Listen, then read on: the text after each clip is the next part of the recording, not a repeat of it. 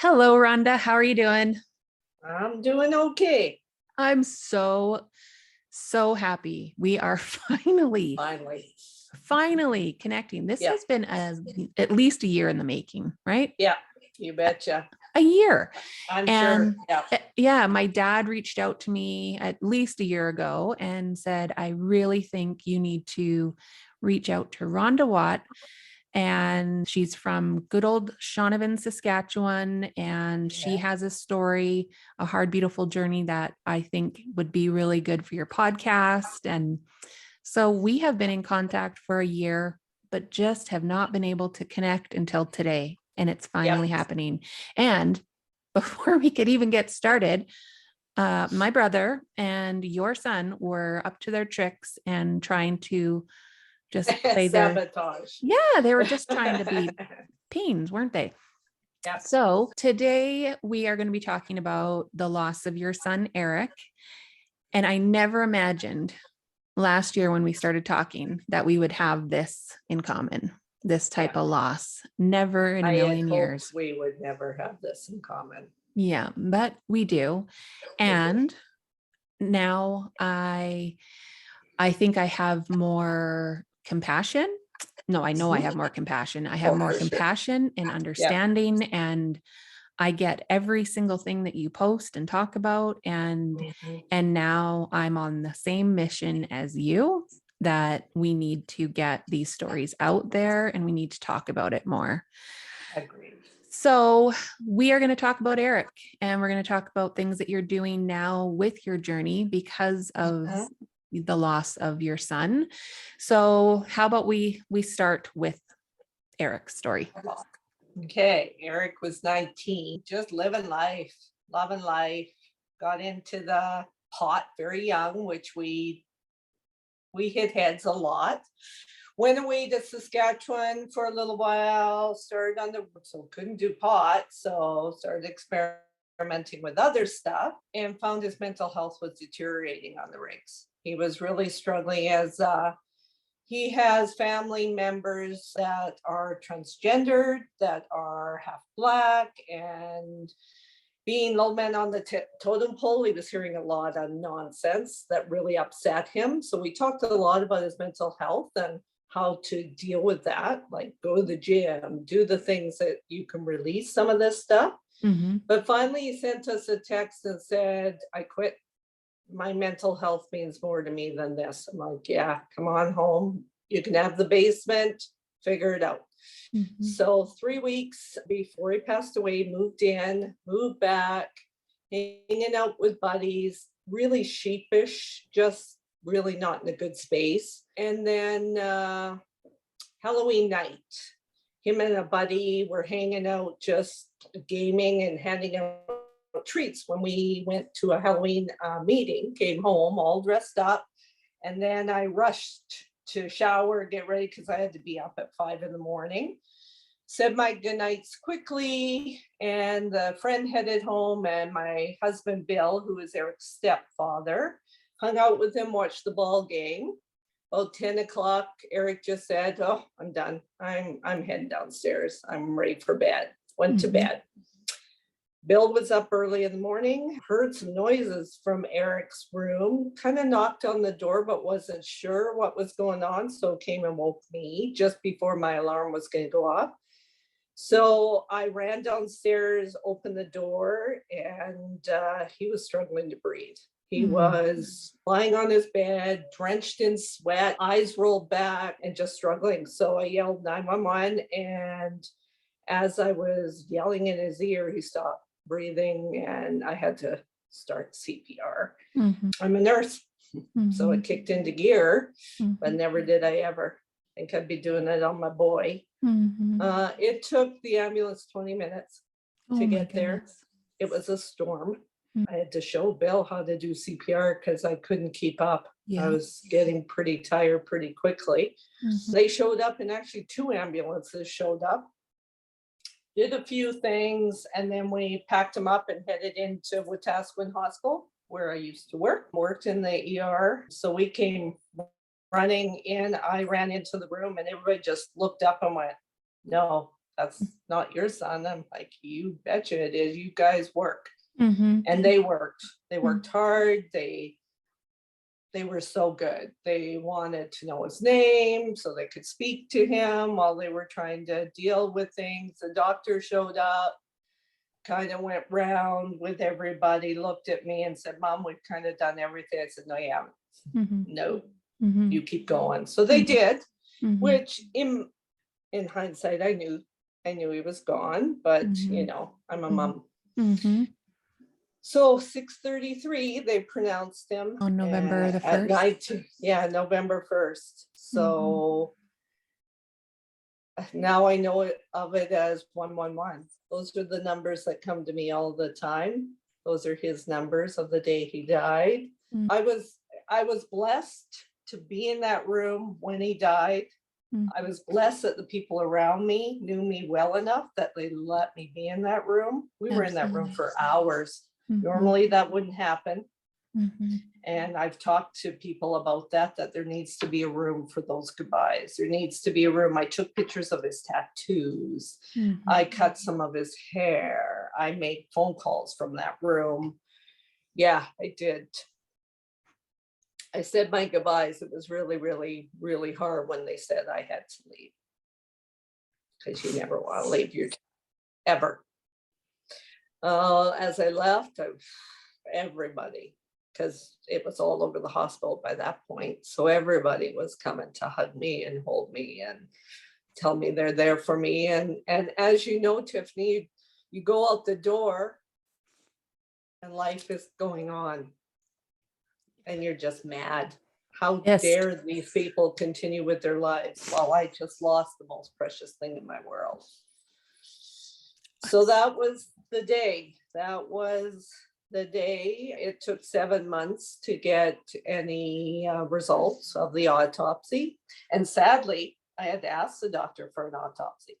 Really? 19-year-old that died in his emergency room, and he didn't think that we might need an autopsy on this boy. Oh my goodness. So yeah. So and what were the results? Yeah, well, I thought, and I was Googling, I was researching, he was hot to touch. He was this, he was that. What drug? What was it? Like, what could it be? Of course, fentanyl's in my brain, carfentanyl's in my brain. All these things. I talked to my doctor about it. What do you think it could be? Could it be this? Could it be that? And interestingly enough, no fentanyl, no carfentanil. It was cocaine and MDMA. Oh my. 2 party drugs. Yeah. So I tell people, it's not just fentanyl and that's killing people. No. Although every time you take a drug, that could be in there. So naloxone wouldn't have saved his life. He probably had what they said is a heart attack. He was so hot, his body heated up so much that he probably had a heart attack at the age of 19. Wow. And died from was his that the first time he had used that stuff, or do you think he was using it before? After learning more, no.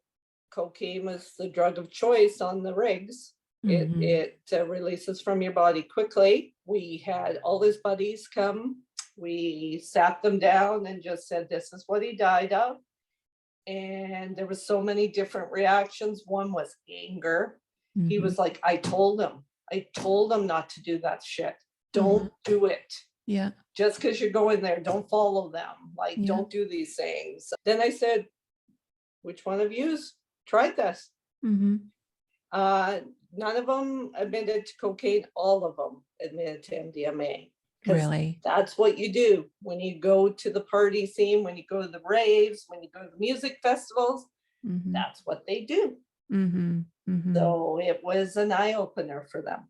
Yeah, absolutely. Huge eye opener. Yeah. And one of his best friends, it'll be 5 years in November, has not gotten better. Really? COVID has not helped this. He is not working. He is in his own world, and he has not come out of this well. The other ones are getting on with life, their work, they're honoring him in different ways. So it's nice to see, but his best friend Yeah. is not doing Is well still. struggling with the Is loss still of, struggling. Yeah. yeah. Yeah. Wow. Oh my goodness. I'm so sorry to hear of your loss too. I know I've told you that privately, but Yeah. just seeing what my mom and dad are going through with the loss of my brother, like I honestly have so much compassion for Uh, you and Bill, and know that this is ripping you apart, and there's yeah. nothing that can bring him back. But what we can do, and what I think you and I are both doing, is doing something with the Yeah. loss. You can either go down a dark hole yourself Yeah. and not come out, or you can try and find a ray of light from it. Doesn't You mean you bet. have to have that ray of light going every single day, which I definitely don't. Oh yeah. I But don't. sometimes you can have it once or twice a week, or once a Yep. week, or once a month. Yeah. And so let's hear about what you are doing with your grief journey. Yeah. We started out right away honoring him in different ways. So Erik and I used to go to Hope Mission and hand out food and stuff. So the first Christmas, we didn't do much, but my mind kept thinking about, how do I honor him? How do I honor him? So the second Christmas, I started on Facebook, just asking anybody who wanted to contribute. I was going to do Tim's cards. Just Mhm. going to go out. We're going to hand out Tim's cards. I'm going to carry my naloxone. I'm going to have a picture of Erik, and I'm just going to talk to whoever will listen to me. Mhm. So did that. Just felt right. Felt Mhm. right in every way. His birthday the first year, I was trying to find interesting ways to honor him, and I went to the bakery and I ordered a cake that someone had ordered. I paid for it, and I wrote a nice little note about my son Mhm. and why I was paying for their cake. We did our own kind of cooked the meal that he would love, anything with bacon. He was a cook too. He loved to Yeah. cook. So Yeah. we honored him in that way. We started doing runs because Erik and I did quite a few of the Color Me Rad runs. And the first year we did it that summer, we had over 50 people running. Yeah. We all had shirts with his picture on it. We were Erik's Warriors, and that's where the Grief Warrior Erik page came from, was from We Are Warriors. We're his warriors now. Mhm. So it's expanded to the point that they opened a shelter in Wetaskiwin, and I'm like, oh, good, we can go here. We can do this for Erik. So I showed up. They honored me with smudging and ceremony, and they heard me. They heard every word I said. Yeah. They connected with, he wasn't an addict, but was going down that road. He was experimenting. Every time you experiment, God knows what you're going to end up being, or if you'll even survive it. And then about a week later, they were looking for someone to help medically at the shelter because they had COVID. So I reached out, said I can offer hours. I don't know how much, but I'm willing. Started that right away. It wasn't long, she was offering me a job, asking, because we were seeing the medical needs were huge in the building with the amount of people we were seeing. So took points, gave up a lot of my other job, and started mental health addiction clinics with two of the top doctors in our province. Came to Wetaskiwin, Alberta, to help us with this. Oh my goodness, that We is were so blessed. awesome. Yeah. We were blessed. Yeah. Then we've had a lot of trials and tribulations in Wetaskiwin, because we were right downtown. It was hard for people to see people using, and the community didn't understand harm reduction and keeping these people alive. And what harm reduction means is not just handing needles and clean supplies, it's connection. It's being there. It's giving the naloxone when they've had the fall and they've taken the drug. It's them waking up and going, okay, I'm still here, and so are you. We're still together in this fight. So that we got closed there. Then they moved to another area in tents, and we started doing outreach. Mhm. It was difficult. The city moved them behind Walmart with a bunch of tents, outreach, and then started having battles with our company and Mhm. not wanting us to be on the property. Mhm. So we Mhm. found ways around it. We went through a farmer's field to a barbed wire fence, and Mhm. we handed supplies, we handed medications, we handed out food. We continued the connection Mhm. that we needed for these people. So that finally they got another shelter in place, and the doctor and I continued doing addiction clinics. We would drive into where those tents were, set up a table, chairs, come on down, Yeah. bring And food, they continue the came, right? connection. They Mhm. came, and new people came. New people at Tent City showed up. Everybody came. So Mhm. when they were opening a new shelter and gonna close the Tent City, this doctor decided to open a clinic in Wetaskiwin and Mhm. said, I need you. I need you to come. Oh, I'm like, yeah, I'll be there. yeah. I'll be there. Myself and another lady that works at the clinic, we sat in trucks. We would chase people down to find them, to do a clinic and do a Zoom with Dr. Mosley Yeah. and do whatever we could to keep the connections going. You can't get away from me. I will find you. One I of will the find you. clients the other day even said, do you remember, Rhonda, when all I could hear was, get in the truck, and I could see you, and that you found me and you got me to talk to Dr. Mosley again. You did not let go. You You were didn't going give to up. make sure I had you in my corner and Dr. Mosley. And here I am at the clinic to this day, still coming to the clinic, taking Suboxone, Mhm. doing the journey, has fallen off and come back on and done this like they Mhm. do. It's a roller coaster. But they It's an know I'm up and not down. going anywhere. I'm not going anywhere. I'm in your corner. To the point now I have some calling me mom. Oh.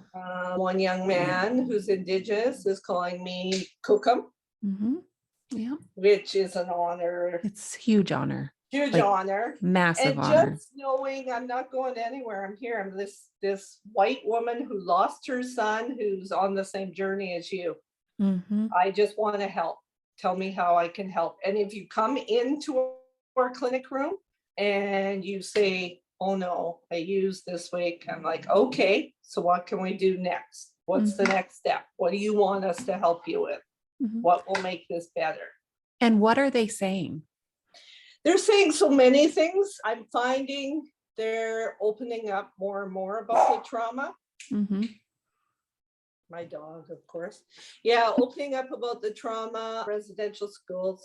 We have Mhm. several, Musketees, Louisville, we have them all around us. So Mhm. they are often migrate to Wetaskiwin for help Mhm. because their own groups don't know what to do.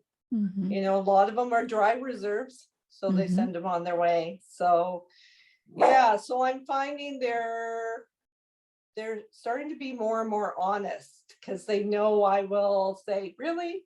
Did you Yeah. really not drink this week? I don't know. 2 days ago, you look pretty intoxicated. I Yeah. don't forget, dude. Like, Yeah. Yeah. so, and then there's the joke about, okay, Rhonda's either mom today or she's Rhonda Rousey today, depending on your attitude. So they've learned to behave, or they'll teach new people. Yeah. You watch out Respect. for her I'm because gonna she let could my be dog out. Hold okay. on. Yeah.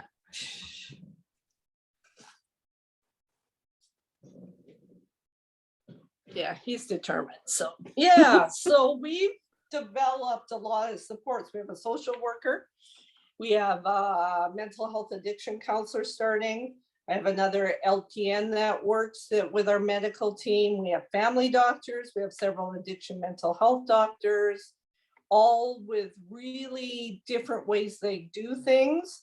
Dr. Mosley is also a pain specialist. So people are sending people who are hooked on the oxys, Oh, the good. T3s, and the everything else to find a better solution to that. So we're kind of the full meal deal, plus low barrier. Low You can barrier. Yeah. miss 10 appointments. I'll get you in on your 11th. You show up, don't want to see the doctor, want a hot cup of coffee, a warm up, go to the washroom. Good. If you want to talk, I'm here. So I have two questions. The Sure. first one is, what do you want people to really hear and know about the people that you are helping? I want people to show empathy. Just listen, like take the time to listen. If you do, you will be shocked.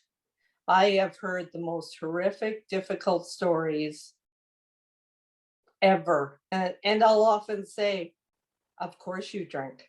Mhm, Why wouldn't you drink? I mhm, can't imagine any other way. So just listening.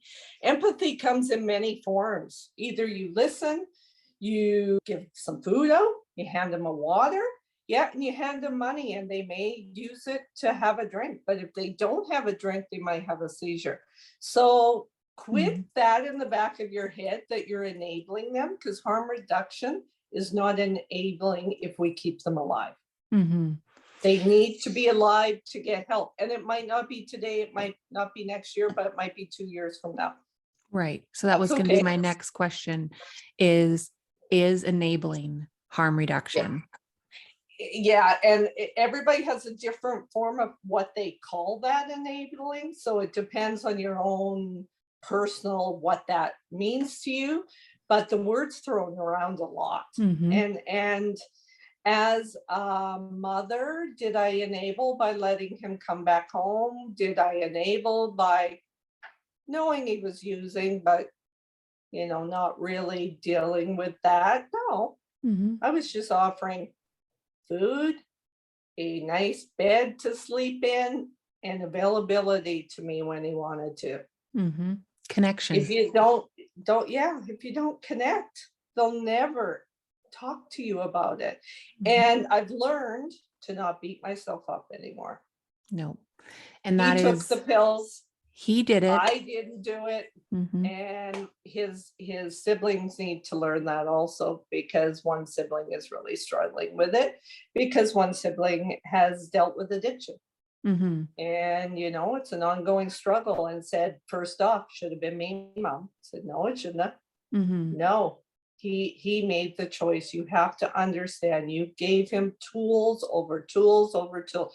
Don't use a loan, don't use a mom and dad's house, be smart where you get your things from, all the right things. You told him all the right things. He mhm, used a loan in his room in my house, mhm, and mhm, he took a chance, mhm. and it bit him. Absolutely. Yeah. So speaking of siblings, because that is one of the areas that I want Yep. to be focusing on, because Yep. it can and it did fracture our relationship for many years. Yeah. Yeah. And but there was a point where 3.5 years ago, I was going through my own hard time. Yep. And I decided that if I was going to understand myself and Mhm. the things that were hard for me mentally, emotionally, then I should give the same back to my brother. Yeah. And that honestly was the words, I'm going to love him through it, Yeah. were in my brain, and they stayed there. And any time that he reached out to me, I just Yeah. remembered those words, I'm going to love him through it. Yep. And that automatically reframed everything to compassion and Yep. connection. And Yep. as soon as I did that, our relationship became stronger It almost shifted. immediately, Yeah. That's what because he he could needed. feel it. He could Yep. He could feel it. feel that sister. She's back. Yeah. She's And in my that, corner and she's back. yeah. And that I'm not going to just hand over a bunch of money to you all the time, but Yeah. I'm going to say, what's going on today? Tell me Yeah. about it. Talk to me about it. Or I Open would up. drop everything and just go be with him and just sit with him. Yeah. Or I would FaceTime him, even though he hated FaceTime. Like he wouldn't show his face, but I'd be like, come on, let's FaceTime. Yeah. Yeah. But even, or just texting, there was a point where I got him to do daily gratitude with me. And, like Good. just letting him know that I was there. And so you saying that word connection, and I know you and I both love Dr. Jody Carrington and the Love her. whole thing connection, right? Yep. That is at the center of this all, in my opinion. Agreed. Yeah, we've lost that piece in our world because of social media, because of every way we can stay away from connection. We don't answer our phones when someone calls. Like connection is human response to each other that we need. Like we need it in our souls, in my opinion. Connection and compassion. You betcha. Yeah. Those two C and words. If you don't have the two together, you're not going to treat these people. I agree with you 1,000,000%, because you can have the connection, but still not truly feel a level of compassion where they're from, and believe them. Believe them. What they say is true to them, whatever it may be. It may be off the wall, but it's true to them in this moment, in this time. And that's not the place or the time to try and debate them on it. You may think I'm saying this to you, but I'm not. No, they felt it. I'm sorry. And just keep listening. You know what? Do you know what? I was speaking with another outreach worker as well, and her sitting in an alley in BC and administering naloxone, and him waking up to her holding his hand.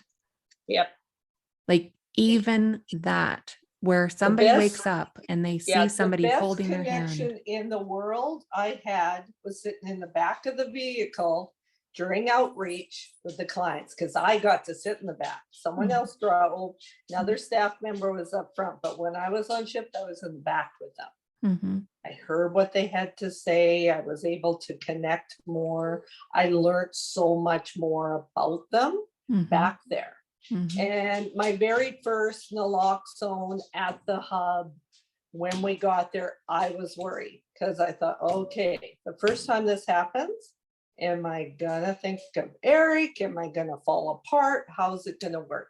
So the first young man, we got called, we ran up, he was out, another girl and she got on the phone, I gave the naloxone. We just kicked into gear, and then someone says, that's his mom right there. And all I could think about, oh my God, you have got to wake up right now, buddy. So it became even stronger. You have to wake up, you have to live, you have to. And he came around and he was good. And of course, he didn't go to the hospital, but he was safe. We could keep an eye on him. And then I went to her after and I said, Leslie, I lost a son. And she said, yeah. I said, I wasn't losing yours today. And she said, thank you, Ron. That is beautiful. Thank you for doing that. I'm like, no, as long as I'm here, I will do everything in my power to keep them alive until they're ready. Until they're ready to make change. And change is not, I'm going to be sober. Change is going to be, I'm not going to drink today, but I might use some meth. Okay. That's a step. Whichever one. Or I have the alcoholics that say, I don't want to really stop. I'm like, okay. So you don't want to stop, but how can we do it so that you feel okay in your life and you can do the things you want to do and still have a drink? How can we do that for you? There's many options out there, whatever that may be. And Dr. Mosley will say this often. Okay, you drink, you use meth, and you use heroin. I would like to deal with the heroin because that's going to kill you. So that's the immediate death. The other ones we can work on piece by piece, but that's the one that's going to kill you. Do you have a naloxone kit? So on and so on. So, we listen to them, but at the same time, they need to hear why we would like to deal with a certain area, because that's the one you're not going to wake up from. The thing that I'm also trying to help people understand is that you can't help anybody if you're not helping yourself first. and taking care of Agreed. yourself. So how are you Agreed. taking care of yourself? Yeah, that was a tough one because as a nurse, I burnt out several times. I used to work ICU and cardiac care, and I've learned little pieces, but not enough to really say, okay, I'm really taking care of myself. When I lost Erik, I was Googling, I need to solve this. I need to figure out how to get better. How do I deal with this? So I was reaching every direction, found a beautiful lady. We've connected and we're friends forever now. And she was my Greek companion. So she companioned me. We talked, I could message her. She lost a son. It was great. Now, in the midst of really working hard on all this, I found I meditate every day. I have to before I walk in the clinic door. If it's particularly rough day, I go for a walk. Or lately, we weren't in the beginning, we weren't taking our breaks, I'm like, hey, I'm going for lunch. So I'll have a quick lunch and I leave the clinic now and I walk. And if I have to, I'll throw on some headphones. I'll just chill a little bit and release it all before I go back in. So I've really learned that I have to let it go. And on my days off, I have to stay off the computer. I can't look at who they're seeing. I can't read the notes. Do it when I get back. When I leave, I leave. So I started at the clinic 4 days a week. And I said to Dr. Mosley quite quickly that I want to go down to 3. 4 is too much. I will do it to get you going. Get the connections going. I'll get people in the door, but we need to look at how we're going to, and we'll need people anyway. So an LPN who's worked with these clients, who's Indigenous, joined the team and has taken my 4th shift. So I work 3 days, which is better for my mental health and work-life balance. How do I make sure I'm present with my husband and my children and present at work when I'm there? And yeah, it's helping tremendously. So just finding what works for you, whatever that may be. Whatever Walking it is. in nature is, I talk to Erik when I walk in nature. I feel Erik when I'm in nature. I've seen mediums, lots of very good ones. And Erik is always around. When you talk about Corey and I'm like, yep, the signs are there. He messes with me. He's like, I'm right here, Mama. And he's proud as hell of what I'm doing. Your dog's now. Hold on. Say that again. Say that. So he's proud as hell of me. Yeah. He knows every step of the way. It's an honor of him. And if we save one life, yay. If we connected with one person, yay. Yeah, so exactly. Whatever it may be, I feel like he is just spurring me on. You're on the right path, Mom. Talk to people. I've talked at overdose awareness campaigns on the day, which is August 31st. I've spoken about it. And I try and bring the angle of he's a recreational user. He wasn't an addict. He was experimenting. God help you, young people. I talked just before COVID, just went with a police officer and talked at Camrose Outreach High School. And that was impactful. Awesome. And we were working on trying to get it into the younger grades. I wanted to get in the very young grades when they're just starting to think about these things and their mental health and all the things that lead them in the wrong path. Yeah. Just absolutely. anything to remember Erik's face, because Erik's face is impactful. When I have him up on a big screen with his big smile, it's impactful. I have goosebumps right now. So I'm just telling you, and his face is on my other screen right here. Yeah. And his smile, just like my brother's, like in Corey's memorial video, his smile could light up the world. Oh, I know. Erik's smile is the same.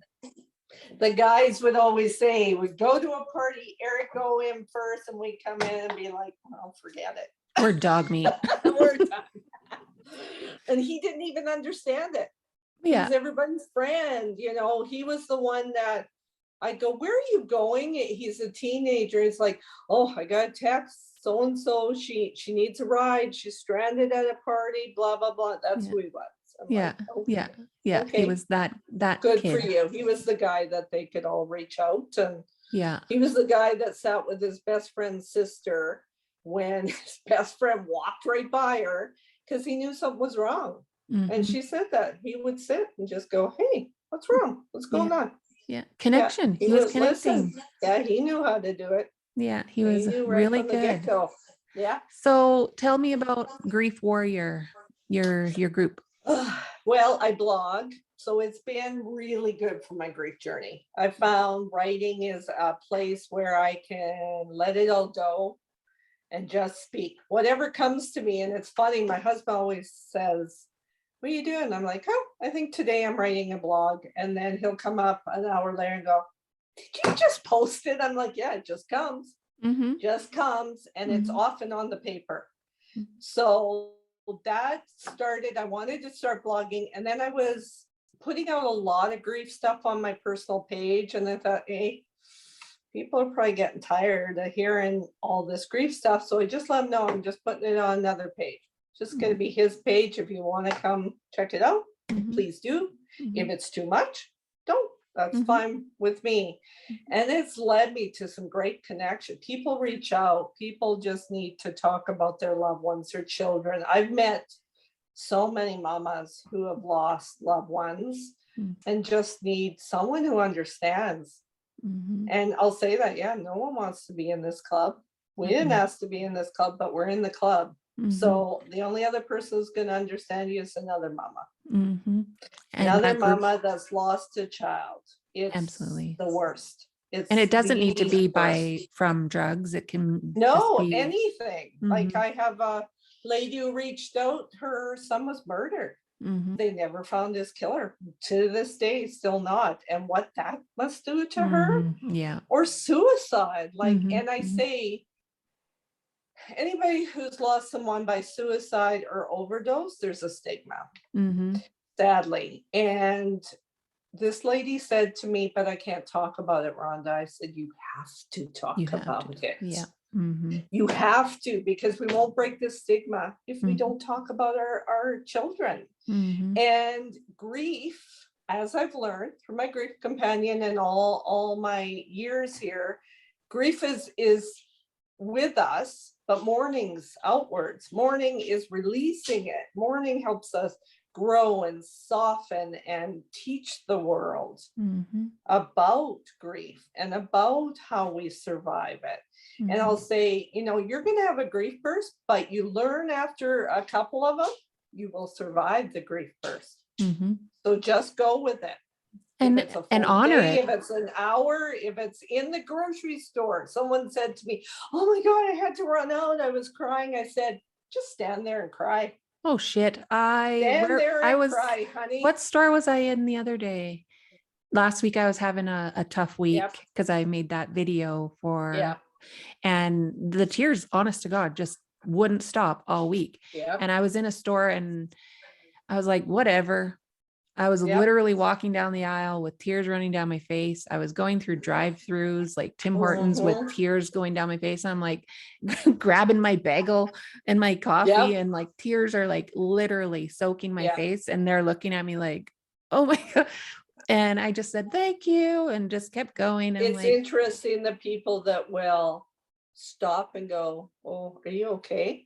Or the ones that go, oh no, they look okay, away. I'm going to meet her in the aisle. I got to go the other way. I gotta go. Face I gotta it. get the other way. Yeah. Too much. It's Too too much. much, which Yeah. I get. I Mhm. get, Yeah. Yeah. But But now I'm the person who's going to walk up to you and go, hey, do you need something? yeah. Are you okay? And they will. And And I'll ask their name. oh, for sure. Who was your loved one's name? Anybody who asks, Mhm. what was his name? Or the person that sends me a story a year and a half after he's died, and you go, oh, I know. that's a Those are the blessing best. to Yeah. me. Yeah. Thank Those are you. the best. Even Yeah, like they are. good stories, sad, it Bad doesn't matter. stories, Doesn't matter. whatever it is. Yeah. I had a young girl send me a video and she goes, oh my God, Rhonda, I found this.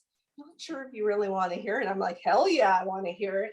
And they were going to a drive-in and he was on his phone playing Pokemon or whatever. Yeah.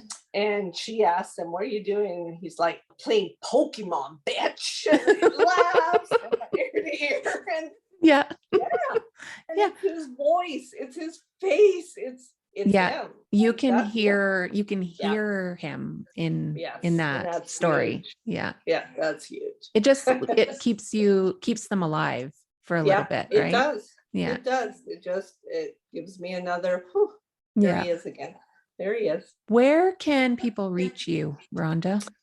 Well, Facebook's probably the simplest. You'll find me under Grief Warrior Erik. It's a page all by itself, and then the connection to the blog is right there. Anytime you want to message me, Facebook, Rhonda Watt, Okay. go ahead. And I will Connect up have with me if you need help. I'm willing to listen. Jody Carrington, I did my interview with her, and then the next week she was at the camera doing a grief talk. Yeah. And a lady, Jody brought her up to me and said, hey, she came to meet you. Yeah. Yeah. Not me. Yeah. She's one of my biggest fans, but she needed to talk to you because her daughter is dealing with fentanyl addictions and left rehab, back to it, so on and so on. I'm like, hey, and that's how we get Let's our connect. stories out there, right? Let's talk. Yeah, whatever I can offer to help.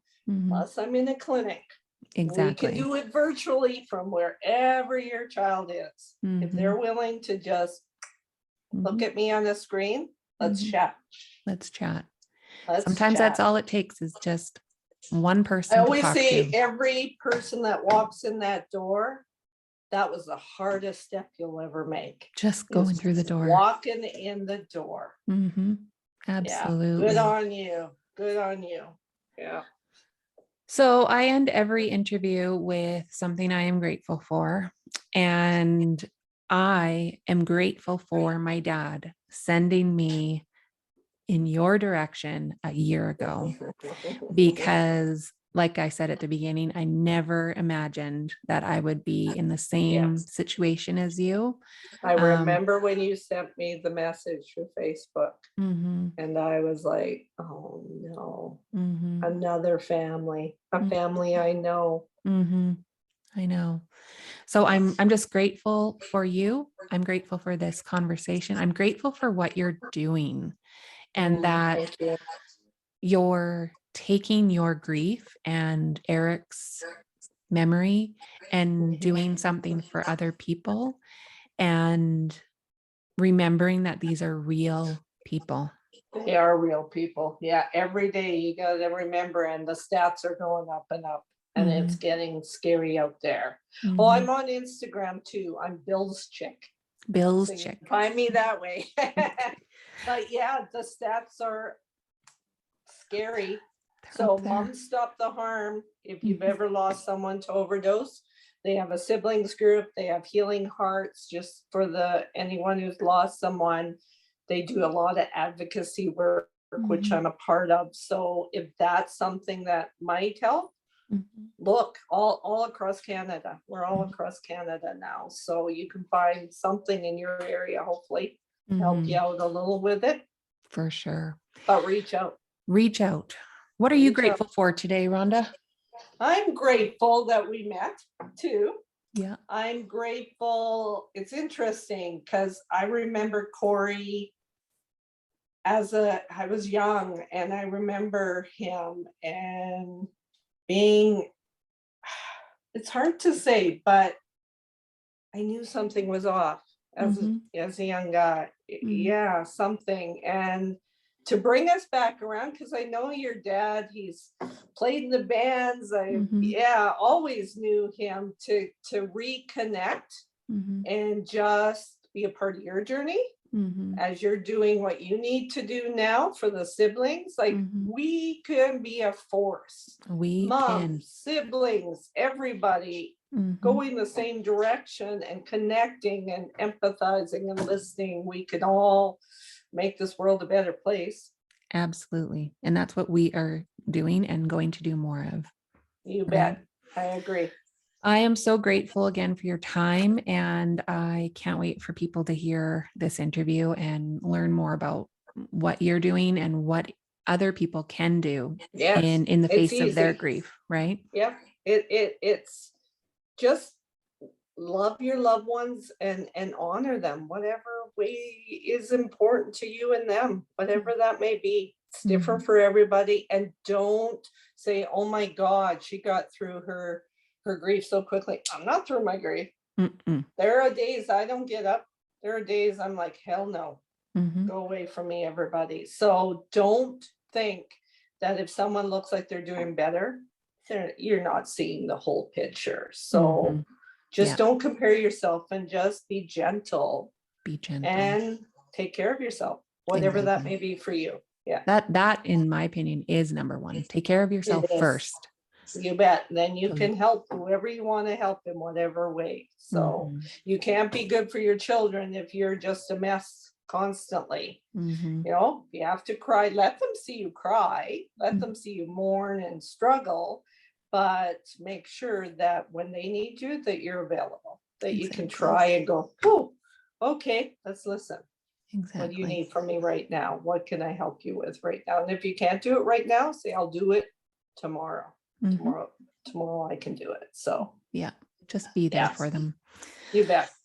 Thank you again so much for your time. I really Yeah, appreciate it. you bet. Thank you for doing this. This is great. Thank Good you. podcast. Thank Lots of good you. information for everyone. Thank you.